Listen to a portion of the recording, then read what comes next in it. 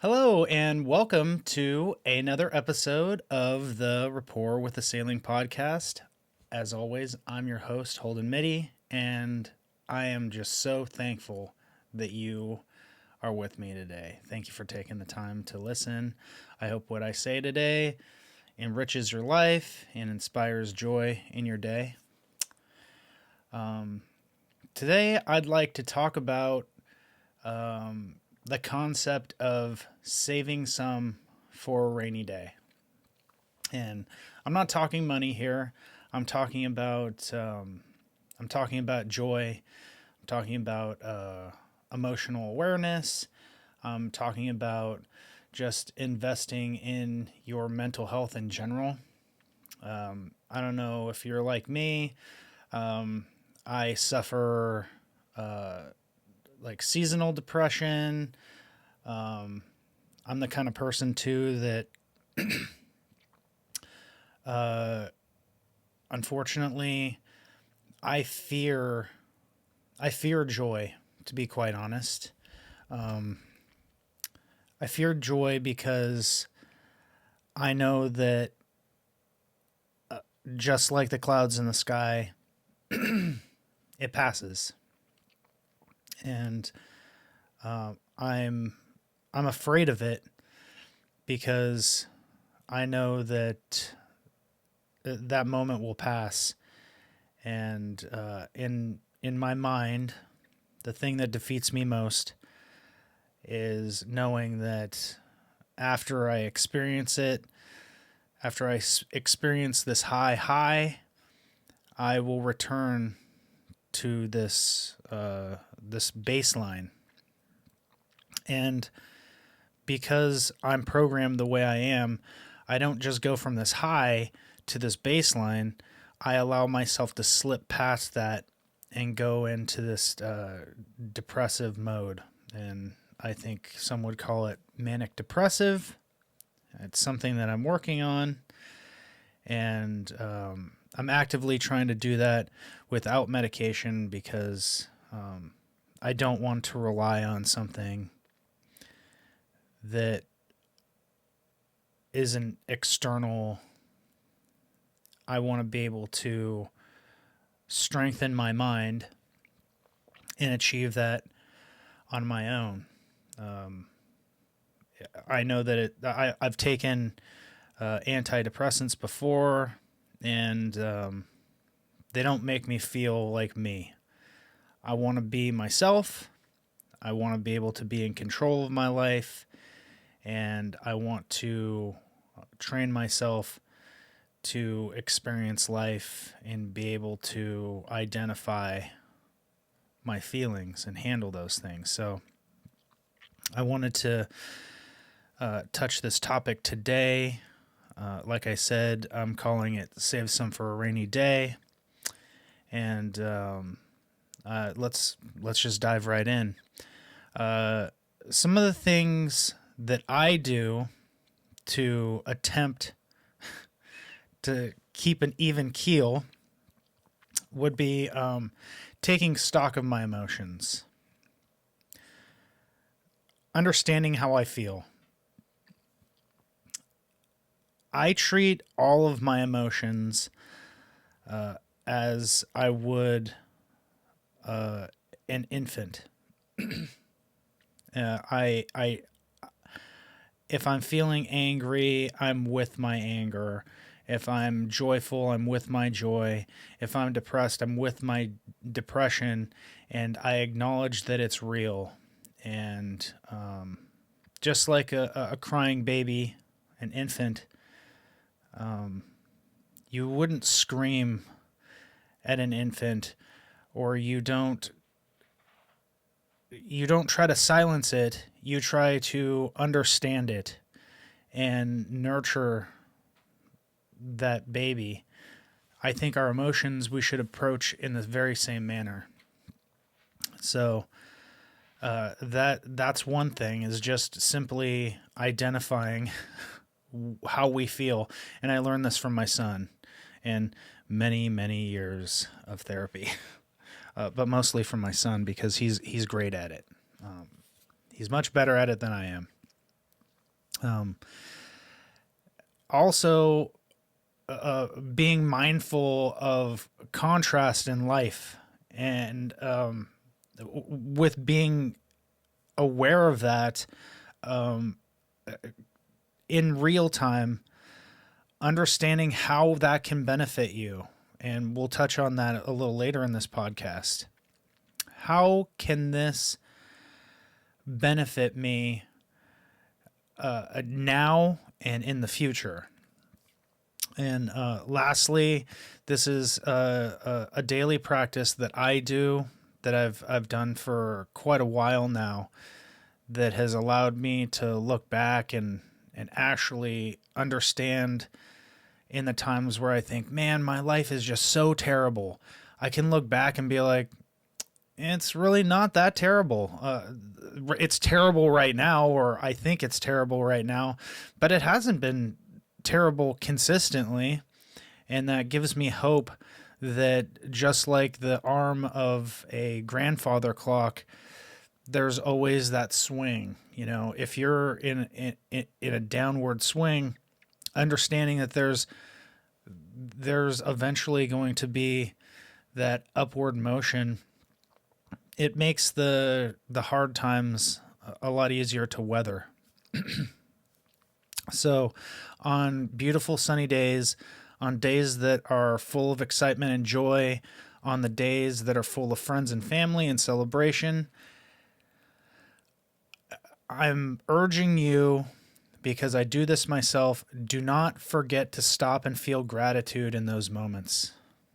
This is extremely important for future reference because, like I said just previously, if you find yourself in that time of sorrow and suffering, if in your previous joyous moments, if you were mindful enough to stop and be like, wow, this is great, and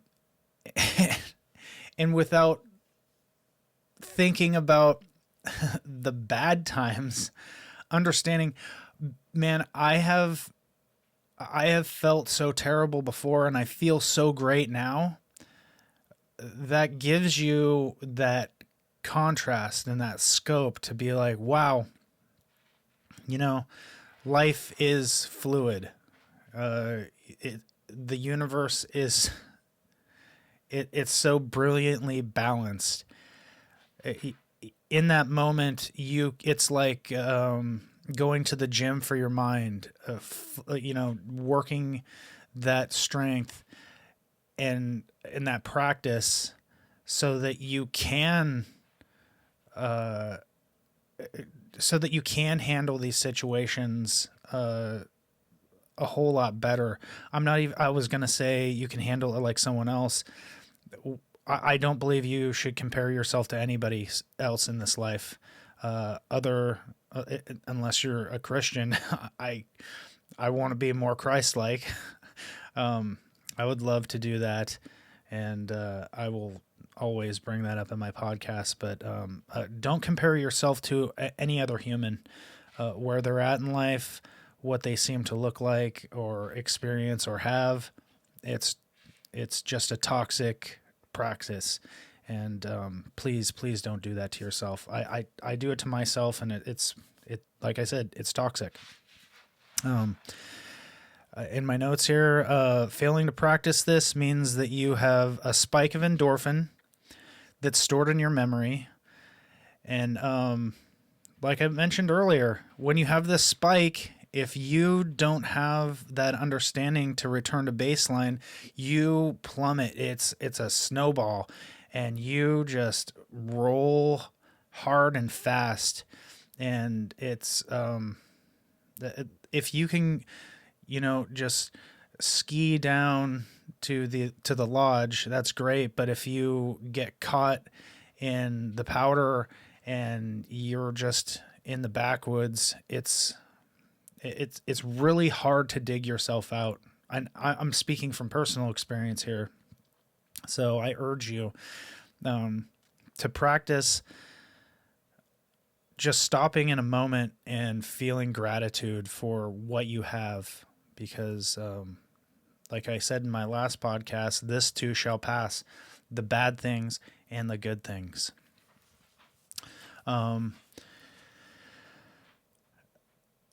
Lastly here, I mean, this isn't going to be a super long one, but I think that journaling, I know that journaling is an amazing strength train for your mind. For me, I know that I have physical and tangible proof of my blessings.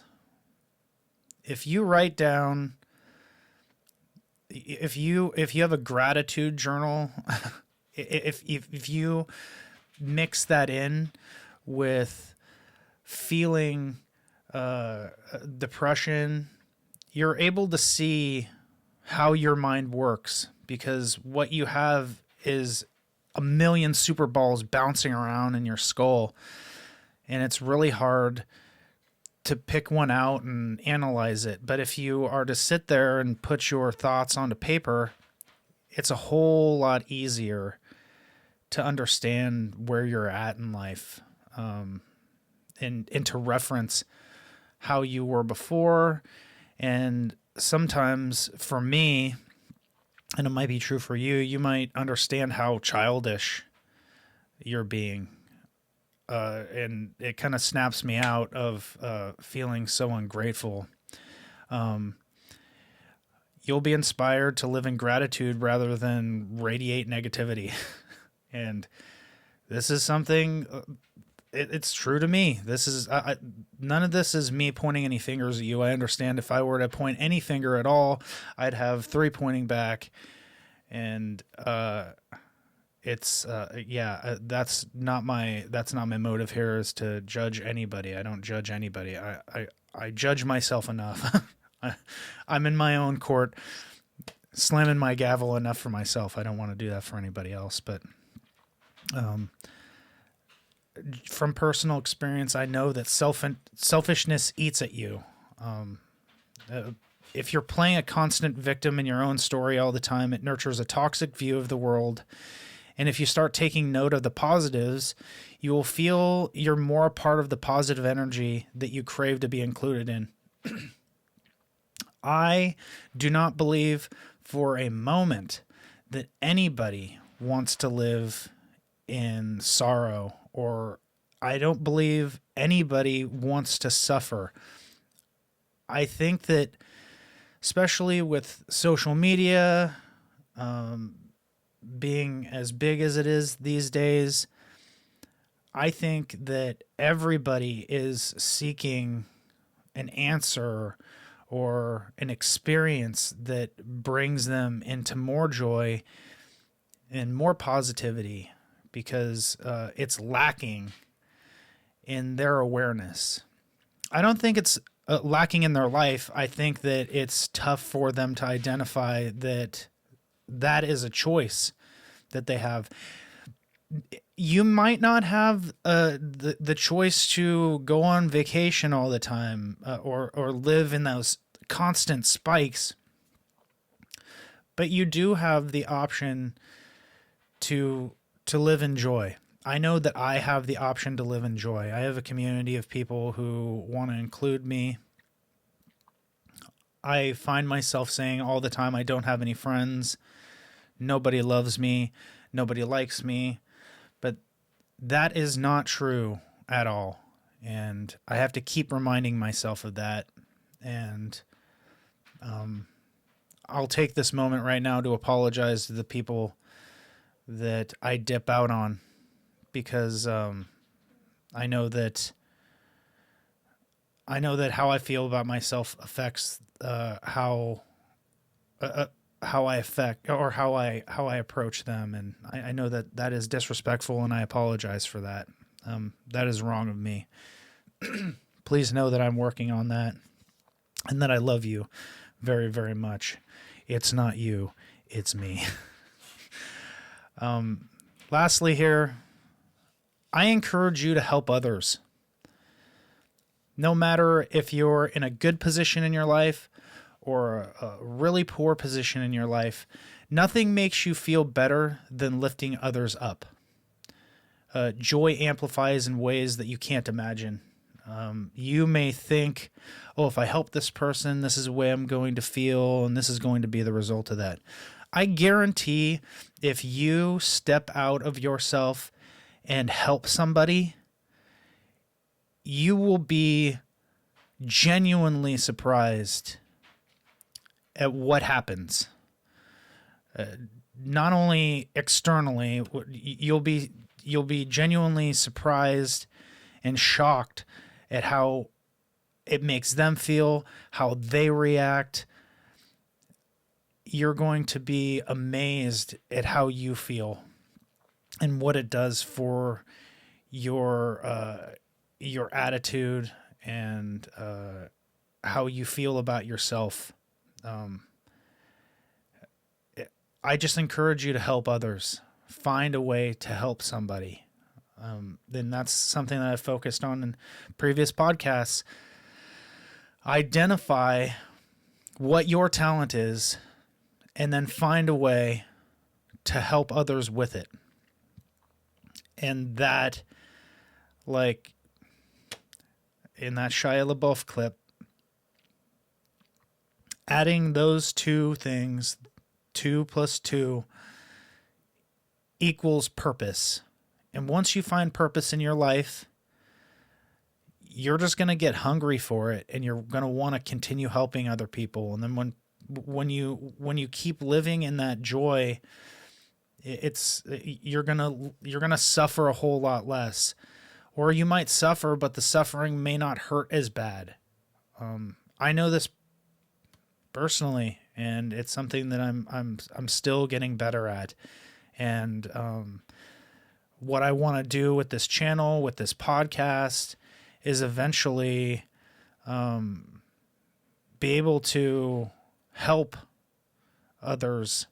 I'm inspired by people like Mr. Beast, who do so much charity. It's amazing. I mean, there's an entertainment value to it, but he does help a whole lot of people. And that's why I got into what I'm doing now, making videos, is because I want to help people. And right now, all I can do is share my experience, and hopefully that inspires you to just be more mindful. If you're more mindful because of a message that I share, man, that is amazing. That mission accomplished for today. And I'll shut my camera off.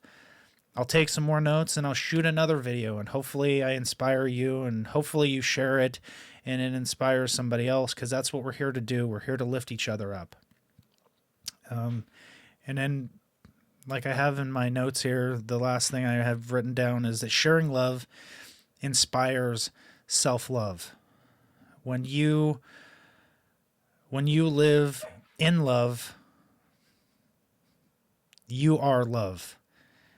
And that's how I want to end this podcast. I just want to say, as I do in every other podcast, I see you, I hear you, I understand you, and most of all, I love you. I hope you have a great day. And I hope you find a way to love yourself a little bit more. Have a great day.